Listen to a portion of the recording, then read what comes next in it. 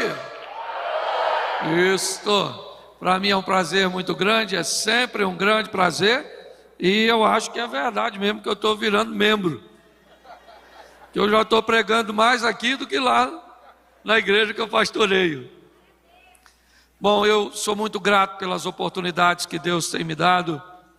E eu tenho certeza de que hoje, nesse horário, eu não deveria estar em nenhum outro lugar que não fosse esse, compartilhando com vocês a palavra do Senhor. Amém? Eu tenho expectativas de que esse ano ainda coisas extraordinárias vão acontecer. Amém? Eu, na última vez que estive aqui, eu falei sobre a preocupação que a vista mal posicionada pode comprometer a visão. Nós precisamos entender que não andamos por vista, nós andamos por fé. Nós precisamos entender que, independente de tudo aquilo que está ao nosso redor, Deus está onde sempre esteve, no controle de tudo. Eu falei uma história aqui, quero repetir para fazer uma introdução dessa mensagem. Um homem entra no metrô em Nova York com seus 2 filhos. E assim que as portas do metrô se abrem, esses 2 meninos então começam a correr dentro do vagão, de um lado para o outro, batendo nas pessoas. E aquilo começou a incomodar os passageiros. O pai do menino estava sentado e não falava nada. E os meninos corriam para lá, corriam para cá, caíam em cima de um, caíam em cima de outro. E aquilo criou um mal-estar tão grande nas pessoas, que um homem resolveu abordar o pai e disse: você não está vendo o que os seus filhos estão fazendo? Eles estão nos incomodando. E o homem disse: eu não sei o que fazer, Senhor. Eu acabei de vir do hospital. E assim que os meninos receberam a notícia que a mãe deles morreram, eles ficaram desse jeito. E eu não sei o que fazer. Eles não estão conseguindo assimilar. E naquele momento, naquele vagão, os meninos continuaram fazendo bagunça. Mas a mente das pessoas mudou depois de saber o que estava acontecendo. Às vezes as coisas não vão mudar ao seu redor, mas elas podem mudar dentro de você. Por muitas vezes nós vamos ver situações extremamente desafiadoras, ambientes totalmente pessimistas, mas nós não somos movidos por aquilo que está ao nosso redor. Para nós, o sol brilha sempre, porque Deus está no controle de tudo. Não permita com que a vista contamine a sua visão. Entenda que você vive na presença de um Deus de milagre, de um Todo-Poderoso. Aquele que há de vir virá e não tardará. Hoje muitas pessoas têm dificuldade de mudar a sua história por causa de uma mente aprisionada, por causa de uma visão, extremamente limitadora. E eu quero compartilhar com vocês, é uma reflexão rápida. Eu preciso que você abra a sua Bíblia para nós iniciarmos. Segundo livro dos Reis, no capítulo 7, no verso 1. Segundo livro dos Reis, capítulo 7, verso 1, diz assim: então disse Eliseu: ouvi a palavra do Senhor, assim diz o Senhor, amanhã, quase a este tempo, haverá uma medida de farinha por um ciclo, e 2 medidas de cevada por um ciclo à porta de Samaria. Verso 2, porém um senhor, em cuja mão o rei se encostava, respondeu ao homem de Deus e disse: eis que ainda que o Senhor fizesse janelas nos céus, poder-se-ia fazer isso? E Eliseu disse: eis que o verás com os teus olhos, porém disso não comerás. Feche seus olhos por um momento. Senhor, continua falando conosco. Usa-me como um canal de bênção nesta hora, pelo poder do nome de Jesus. Amém. Glória a Deus. Amém. Eu quero começar essa mensagem com aquilo que está acontecendo neste lugar. Nós vamos ver o estilo de vida que Eliseu resolveu viver. Suas experiências exponenciais, extraordinárias, acima da média, é verdade. Mas ele deixa aqui um alerta para todos nós. Samaria estava cercada. Uma situação que havia se agravado muito, mas muito. Num dos momentos o rei está passeando, está dando uma volta e ele encontra uma mulher que traz para ele uma questão pedindo ajuda. E ele diz: o que eu posso ajudar você? Como eu posso te ajudar? Todos nós estamos numa situação extremamente difícil. E ela disse: eu preciso da sua atenção. Está vendo essa mulher aqui que está do meu lado? Eu combinei com ela que nós comeríamos o meu filho ontem. E depois nós comeríamos o dela. Nós comemos o meu filho. E agora ela escondeu o dela, para que nós não comamos. Neste momento, o rei fica consternado. Ele não sabe o que fazer. E era esse o ambiente que essa história está envolta. Um ambiente onde os olhares não viam saída, onde as perspectivas não eram boas. Mas neste momento uma palavra profética. Alguém vai se levantar para falar a favor do futuro. Alguém vai falar uma palavra extremamente oposta à realidade de tudo aquilo que está acontecendo. O profeta se levanta para profetizar, para dizer algo para o amanhã. Ele está guiado por Deus. E a mensagem é: amanhã, a esta hora, o alimento vai estar à disposição de todos, acessível a todos. E nesse momento, alguém da diretoria do rei, alguém da cúpula, não consegue enxergar isso. E Eliseu diz: assim diz o Senhor, amanhã, a essa hora, a comida vai estar disponível e acessível para todos. E este homem diz: ainda que o Senhor fizesse abrir janelas dos céus, isso não poderia acontecer. Eliseu diz: por causa disso, você vai ver, mas não vai comer. Me parece que a Bíblia está dizendo que, se nós não crermos, não merecemos fazer parte. Se nós não tivermos coragem de agir de forma contrária, oposta a tudo aquilo que nós estamos vendo e ouvindo, nós não merecemos viver num ambiente de milagres. Nós não merecemos ver se cumprir na nossa vida. É o que ele diz para este homem aqui: eis que o verás com os teus olhos, porém disso você não vai comer. Se você não é capaz de crer, de acreditar que Deus vai fazer, vai realizar, você não faz parte, você não merece fazer parte disso. E o homem é colocado numa posição, certo? No momento em que a multidão descobre que a comida está disponível, e ele acaba morrendo pisoteado. Eliseu é alguém que vai nos dar uma grande lição, e é sobre ele que eu quero conversar com você hoje.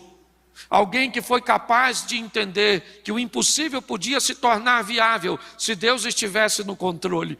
Eu não sei o que você precisa, eu não sei o que você sonha para seu futuro, o que você pensa para a sua vida profissional, eu não sei qual é a sua realidade atual. Talvez no olhar humano ela seja extremamente desafiadora, um ambiente praticamente sem saída. Mas eu queria lembrar você que o Deus que você serve é um Deus do impossível e Ele pode fazer.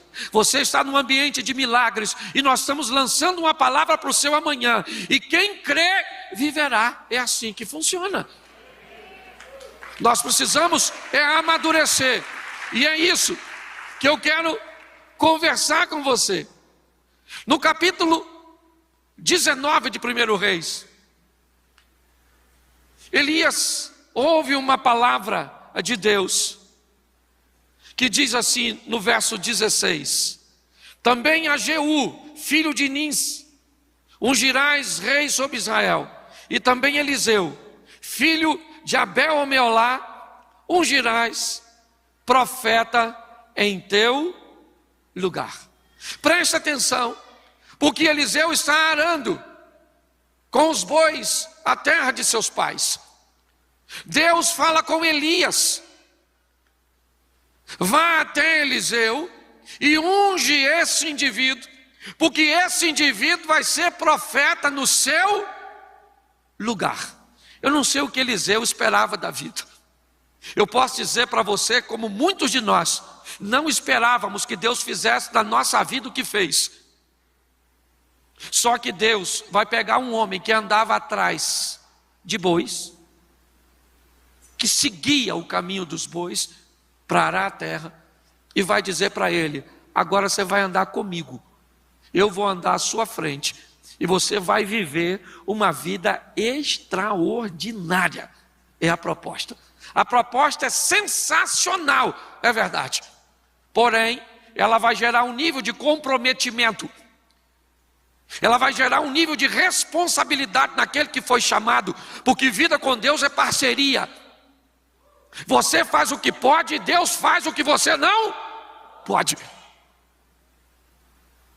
Quando nós entramos e temos um senso de responsabilidade de tudo aquilo que eu posso fazer, que a minha expertise, que o meu network, que a minha capacidade, que as minhas forças podem fazer, minhas mãos, eu faço. Mas aquilo que as minhas mãos não puderem fazer, o meu joelho vai tocar e as portas vão se abrir. O natural nós fazemos, o sobrenatural Deus faz. Você pode melhorar seu casamento, você pode ser um marido melhor. Você precisa de Deus para ser um marido melhor? Em algumas situações sim, em outras não, só depende de tu. Você depende de Deus para ser uma mulher melhor, um filho melhor, um pai melhor, um irmão melhor? Não. Você depende de você. Ah, mas tem coisa que eu não consigo. E aí então, se você não consegue, bota o joelho e fala: Senhor, eu não consigo. Eu preciso que o Senhor entre com providência a meu respeito. Gerar um senso de responsabilidade traz para a nossa vida um ambiente de milagres. Nós precisamos montar um cenário para que o milagre possa acontecer. Está na hora de sairmos dos bastidores da vida e subirmos do palco dela e protagonizarmos nossas próprias histórias. Vivemos o incrível, o sensacional, o extraordinário. Por quê? Porque isso é possível. E se é possível, eu quero viver. Ah, pastor, eu acho muito difícil. Depois que inventaram a frase, é difícil, nunca mais foi fácil. É difícil emagrecer, é difícil guardar dinheiro, é difícil estudar, é difícil, é difícil, é difícil. E quem conseguiu? Conseguiu por quê? Porque venceu. É difícil, porque era difícil para ele também. Ah, pastor, eu não quero ter filho, porque criar filho é difícil. A minha pergunta é: se seu pai pensasse igual a você, provavelmente você não teria esse pensamento. Ainda bem que ele pensou diferente, né? Então nós vamos dar uma olhadinha, porque Deus falou com Elias, e Elias vai lá agora e vai encontrar com Eliseu no campo. E o verso 20 diz assim: então deixou ele os bois, correu após Elias e disse: deixa eu beijar meu pai e minha mãe, então eu te seguirei. E ele disse: vai e volta, pois o que te fiz eu? Voltou, pois, de o seguir, tomou as juntas de boi, os matou, com os aparelhos dos bois cozeu a carne, deu ao povo, comeram, se levantou, seguiu a Elias e o servia. Eu acho isso o maior barato. Elias vai lá e toca em Eliseu. Eliseu deixa os bois um pouquinho, vai até Elias e diz: meu senhor, eu entendi que o senhor está me chamando para eu ir com o senhor, mas eu tenho família, tenho minha mãe e meu pai. Então eu estou precisando dar um pulinho lá em casa, só para me dar um beijinho nele de despedida. Elias falou: vai e volta. Aí Eliseu foi lá, se despediu dos pais, provavelmente os chamou, voltou, pegou os 2 bois que ele estava arando, matou, pegou aquela cangaia toda de madeira, fez uma fogueirona, fez um churrasco ou um cozido, porque o povo não comia nada frito, e fez uma festona de despedida. Para quê? Para deixar seu passado para trás. Porque se você quer viver uma vida extraordinária com Deus, seu passado não pode vir contigo. Eis que as coisas velhas já passaram e tudo se fez novo. Chegou a hora de vivermos o novo de Deus.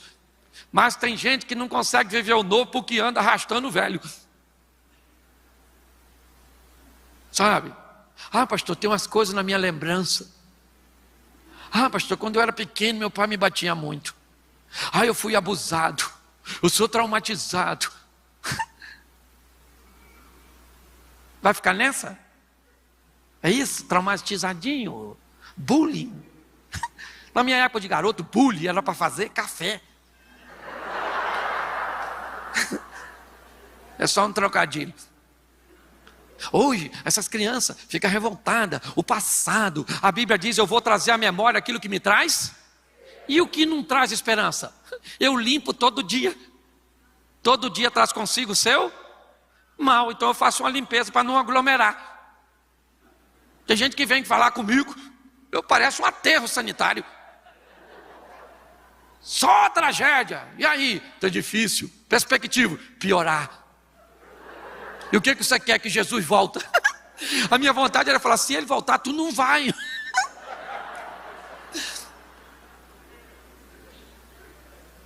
Então que história é essa? Nós temos ouvido muito isso aqui. Está na hora do céu vir para a terra.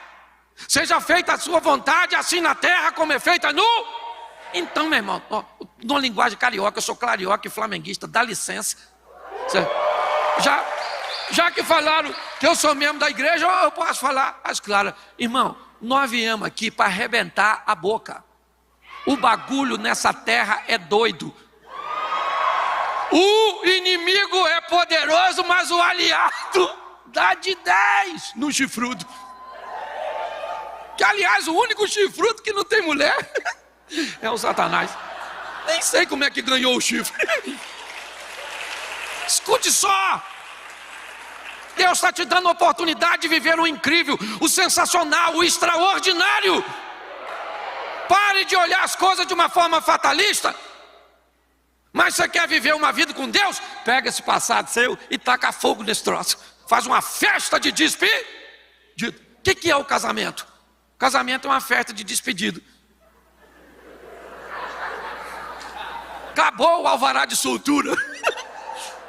Tu pegou perpétua. Você está...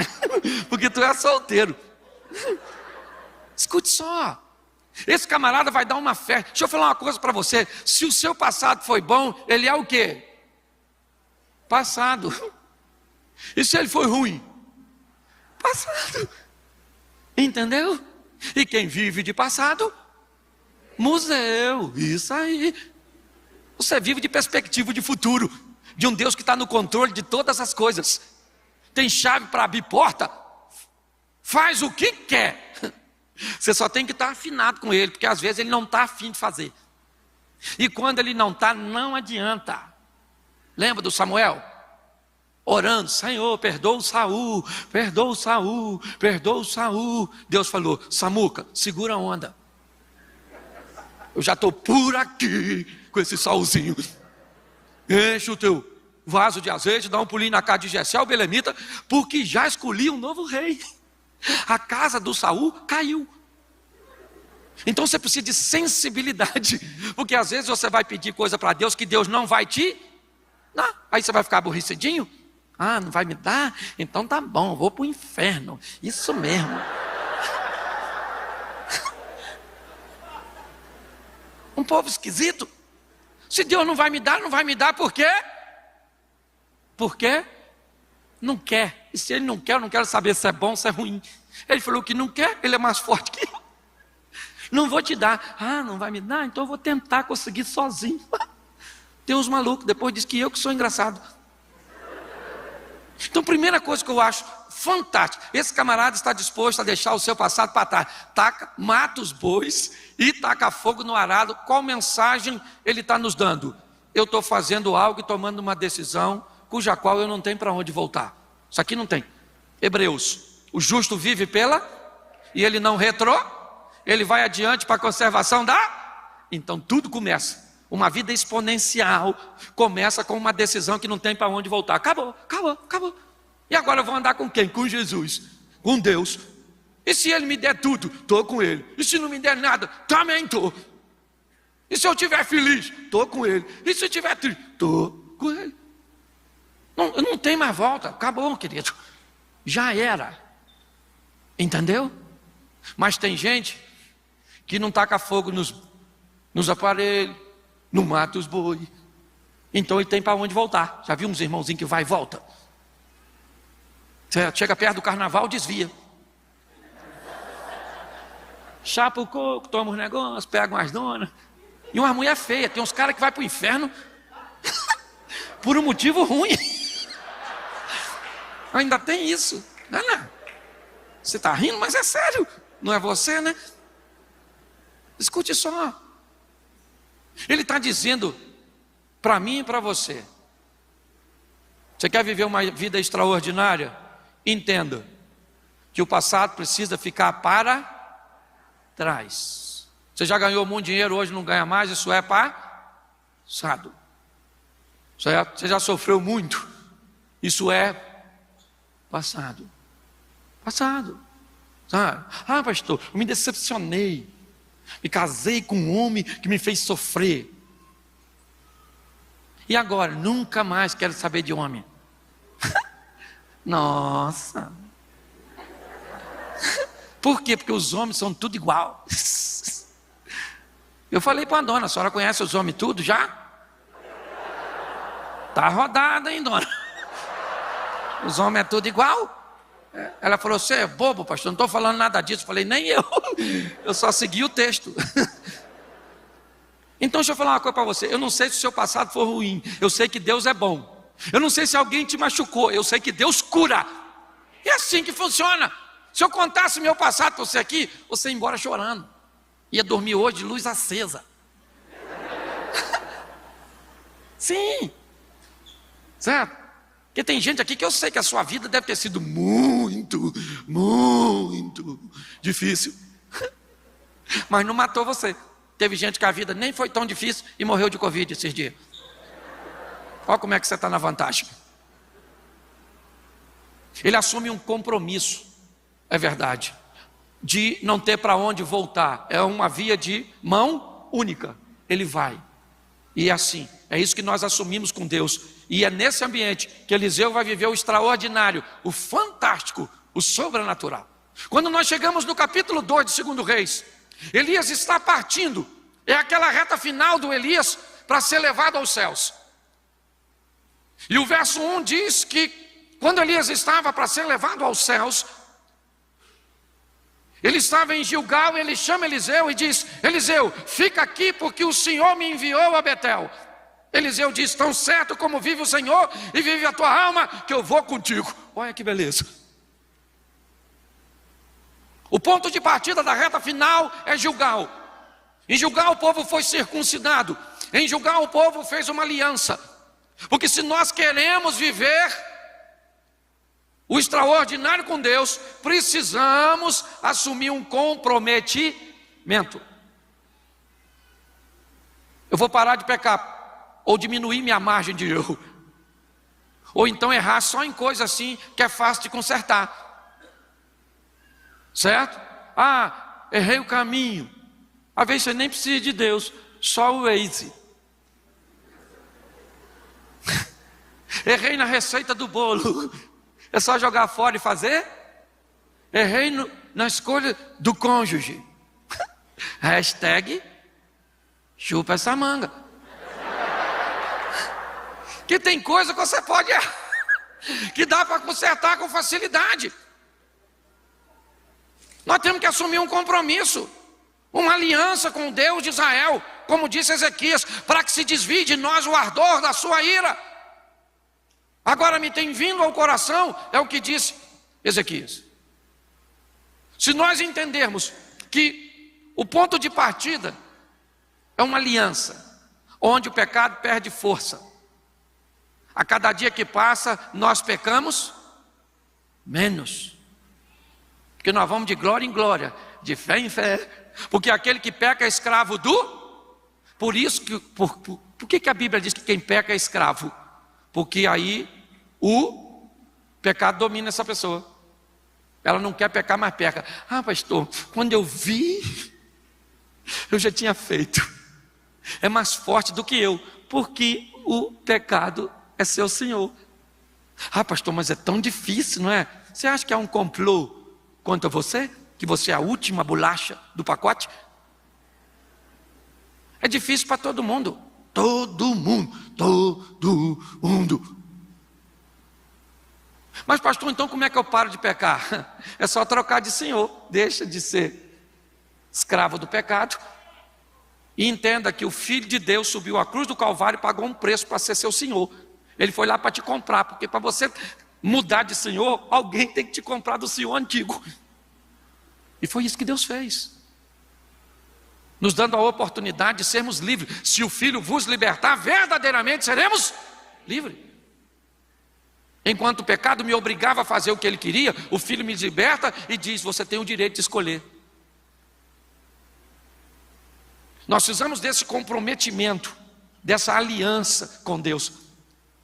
Mas Elias disse para Eliseu: fica aqui porque o Senhor me enviou a Betel.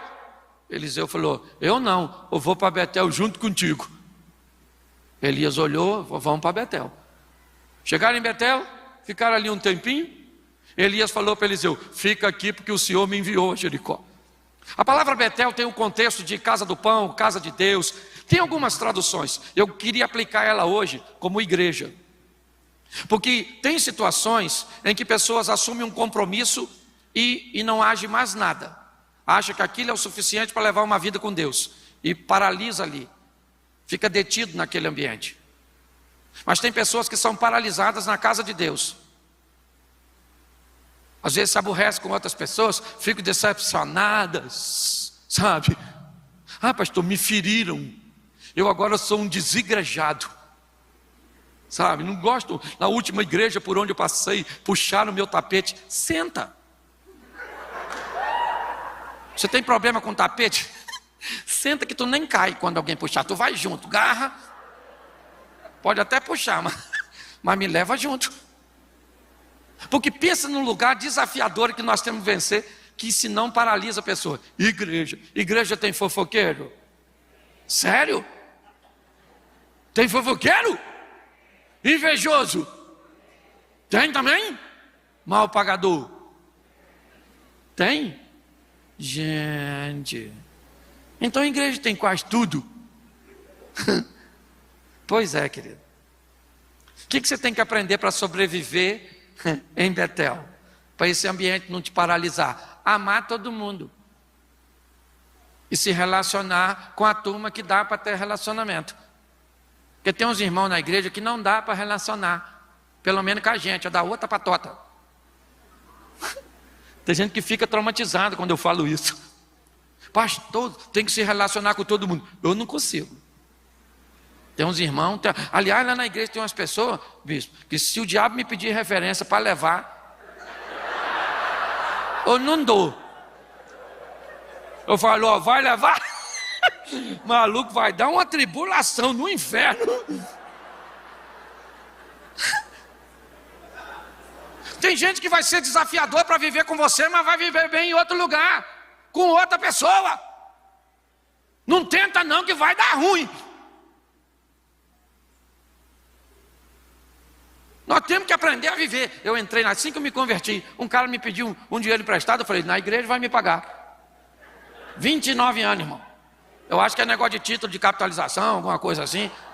Achei que eu comprei minha casa, minha vida, alguma coisa desse negócio. Um outro, eu estava 3 meses na igreja, bicho. Eu já estou com 29 anos de casado, ele era no início. O irmão de hoje na minha mulher, irmão. Falei, não é possível. O irmão prega lá de hoje, não é que estava. E aí eu fui orar, porque a igreja é de Jesus, sim ou não? E ele falou, é assim mesmo, filho. Tem gente que ainda está transformando, tem gente que já transformou, tem gente que está no processo, é meio encardido, eu esfrego, boto, pá. Então, se você quer andar em alta performance, quer viver uma vida exponencial e ainda está com dificuldade de viver com gente, está na hora de você mudar ou dar um upgrade aí nas suas habilidades de se relacionar. Porque Elias disse para Eliseu, fica em Betel. Eliseu falou, ó o dedinho, ó, o profetinha. Eu taquei fogo no meu boizinho, matei a parada toda, não tem para onde voltar, e você fica mandando eu ficar? Fico é nada, eu vou com você para Jericó. É Jericó? Vamos embora. Chegaram em Jericó. Lá Elias falou o quê? Fica aqui porque o Senhor me enviou o Jordão. Eliseu falou, eu vou também. Eu fico pensando se sou eu, se eu já não tinha falado para Elias, ô irmão, tu não quer que eu vá? Toda hora ficar falando, fica. Porque me parece que na caminhada cristã, volta e meia, nós enfrentamos o obstáculo dizendo para mim e para você, pare. Nós não queremos que você vá adiante. Que é o passado que nos assombra, que é a ausência de um comprometimento, que é um ambiente hostil, às vezes na igreja. Ou Jericó, cidade das palmeiras, cidade do mau cheiro, como você queira denominá-la. Mas é uma conotação que me parece que demonstra o mau cheiro por dentro e as palmeiras por fora. Aqueles que serão paralisados porque resolveram viver uma vida de aparência. E quem vive de aparência não muda nunca. Porque você não precisa mudar a aparência. Me parece que quando Elias diz a Eliseu, fica em Jericó, nos traz uma aplicação que nós também podemos dizer que pessoas que vão viver de aparência serão paralisadas, não vão muito longe, ou pelo menos não viverão uma vida extraordinária, exponencial, fantástica. Mas eu só queria lembrar você que nesse ambiente, pelo menos agora chegando em Jericó, tem 50 profetas. Que me parece que já vem acompanhando Elias e Eliseu, dizendo para Eliseu que Deus ia levar Elias. E Eliseu diz, eu sei, está tranquilo. E agora Elias diz a Eliseu, fica em Jericó, permita que as aparências te paralisem, porque eu vou além do Jordão. E Eliseu diz, tão certo como vive o Senhor e vive a tua alma, que eu vou contigo. Elias ficou quietinho. Eles vão atravessar o Jordão. 50 homens ficam olhando. Elias vai atravessar o Jordão e tinha expectativa de atravessar sozinho. Mas Eliseu disse, não, eu vou com você. Eu cheguei até aqui, eu vou prosseguir. Eu vou até o final. Provavelmente, os profetas ou os alunos da escola de Elias estão pensando, e ele vai com Elias, quero ver como é que ele volta. Eu imagino Eliseu entrando, o Jordão abriu, o Elias passando e o Eliseu atrás. E eu imagino ele fazendo as contas, taquei fogo no... matei meu boi, mandou eu ficar, se eu tivesse ficado em Gilgal, não estava passando agora, pé enxuto, aqui, do outro lado. Elias fala para Eliseu assim, me pede o que você quer. Ô gente, pensa, Me pede o que você quer que te... Eu imagino que Elias deve ter pensado, Eliseu vai pedir qualquer coisa.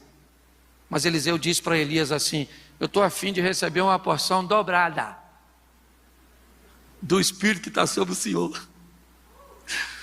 Se o Senhor foi fera, eu quero ser fera. Eu quero uma porção dobrada, eu quero o extraordinário. Eu não cheguei aqui de bobeira, eu não caí aqui de paraquedas, meu irmão. Eu tive um percurso para chegar até aqui e eu vim aqui para buscar o que Deus pode me dar. E o Deus, olha só, eu gosto do Eliseu. Um dia, quando eu estiver lá, porque eu vou. Eu já falei isso aqui. No céu nós vamos ter 3 surpresas, lembra?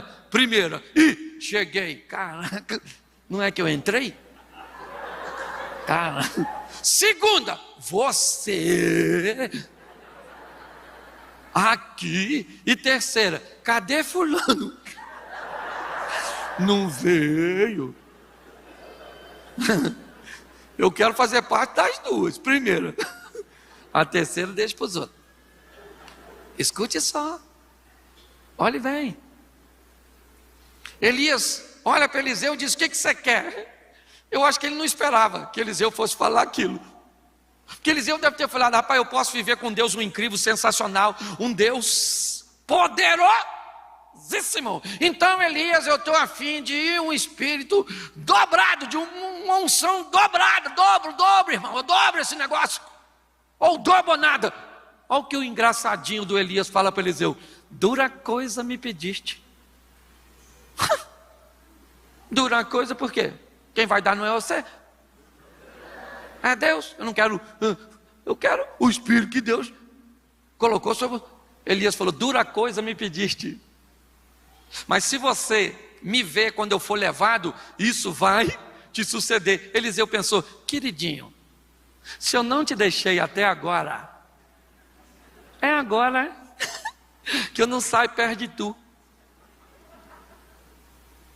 Aí a carruagem, objeto voador não identificado, a carruagem estacionou. Eu tenho que tirar essas dúvidas no céu, se eu lembrar. Se for para o inferno, vai com as dúvidas mesmo. Você está rindo, é sério. A carruagem estacionou, eu imagino o Eliseu. Se eu ver, eu recebo. Caramba! Me dei bem. A carruagem levanta voo. Elias joga a capa. Eliseu pega a capa dele, rasga e joga fora. Eliseu está dizendo, a minha capa foi muito útil, mas só me trouxe até aqui. Agora chegou uma nova fase da minha vida, e na nova fase, ela não me serve mais. Quando a vida nos propuser uma mudança de nível, nós precisamos decidir o que vamos levar para lá, porque tem coisa que não cabe mais lá. Tem comportamentos que não cabem mais lá, tem amizades que não cabem mais lá. Esse dia eu fui numa festa, me chamaram para ir numa festa de um amigo meu, aniversário, um amigão, aí fui. Não podia chegar na hora, porque normalmente quando tem festa que tem uma bebida, eu chego na hora cedo, onde todo mundo está sóbrio. Só pude chegar 4 horas depois. Estacionei meu carro, o cachorro que eu vi vindo na minha direção já estava meio zonzo. Umas músicas daquelas sensacional, sabe, uns hinos extraordinários, umas irmãs dançando. E na hora que eu cheguei, eu me perguntei, o que eu estou fazendo aqui? Aí já veio um, tudo bom? Já me deu logo um banho de cerveja, tiro foto com um montão de pinguço.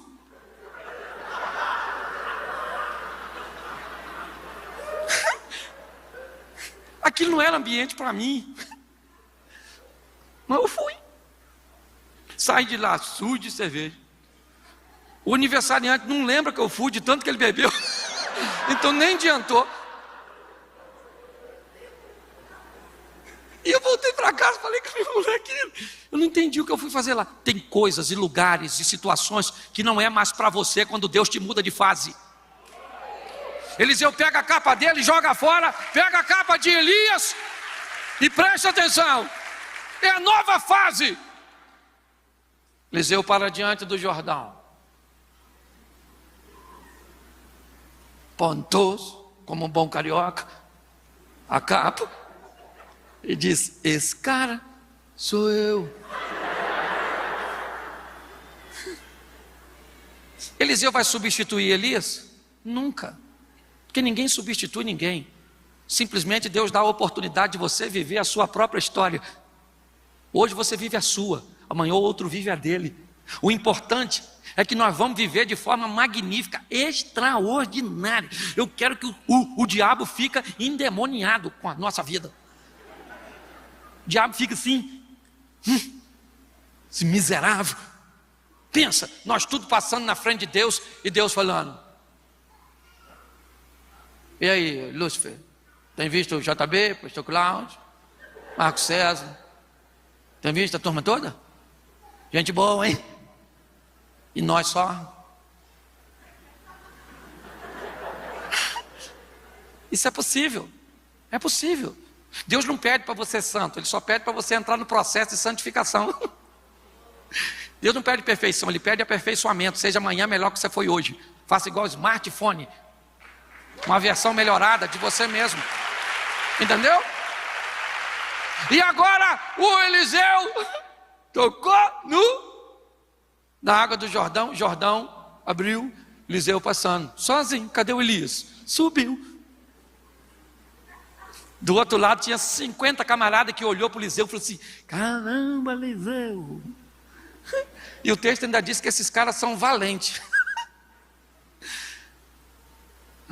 Por isso que quando eu vejo Jesus chamar Pedro de pôr café, quando fica em pé em cima d'água, eu pergunto aos discípulos que ficaram no barco: de pôr o quê? Tinha 52 profetas. 2 atravessaram o Jordão. 50 ficaram olhando. Isso nos dá um prognóstico de que uma minoria é capaz de tomar uma decisão que vai levar a sua vida para o próximo nível. Eu não quero saber a quantidade, eu só quero estar nesse grupo. É isso que eu quero propor a você. Ah, pastor, aqui tem um montão de gente. Será que muita gente aqui não vai viver o extraordinário? Não. Quem vai viver o extraordinário, quem não vai viver o extraordinário é quem não veio no culto. Você aqui vai sair daqui para... Escute só que eu estou terminando. Pensa num cara extraordinário, o Eliseu. Pensa. Mas um negócio que eu acho maravilhoso do Eliseu é que um dia o Eliseu morreu, porque todo mundo morre, sabia disso? Você vai morrer já. Daqui um dia você morre. Ninguém avisou você não, né? Pois é, daqui um dia você vai escutar: pastor Cláudio morreu. Deu um beijinho no ombro e fui. O Abraão foi sensacional, sim ou não? Mas morreu, a turma morreu tudo. Chegou a nossa hora. Eliseu morreu. Olha que lindo, gente. E estão fazendo um sepultamento. Quando eles estão lá perto do cemitério para sepultar o Eliseu, eles olham e vem um exército inimigo. E aí não dá para sepultar o defunto. Joga o defunto onde? Na cova do Eliseu. O defunto ressuscitou. O Eliseu era fera, até depois de morto. E claro que provavelmente o homem que acabou de ressuscitar deve ter sido o primeiro a correr. Lá vem o exército, o cara acabou de ganhar um bônus.